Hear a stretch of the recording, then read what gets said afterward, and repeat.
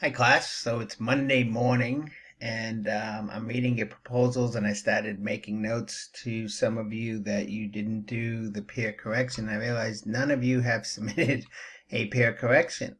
So I don't know what the disconnect is, but as you can see here, every student who has submitted a draft has three names waiting for them, and the videos I sent out and that you're saying that you watched, you should be able to see these names up on the right hand corner, and you click on it and you put comments in their um, uh, draft submission.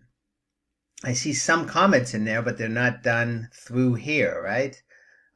So I want everybody to kind of look at this, go back, and I'll give you till Wednesday of this week to do these three peer corrections, and I'll comment on your proposals only.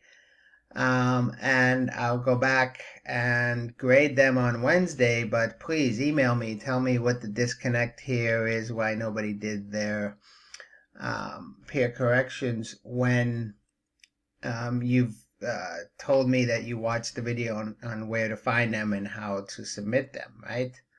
Okay.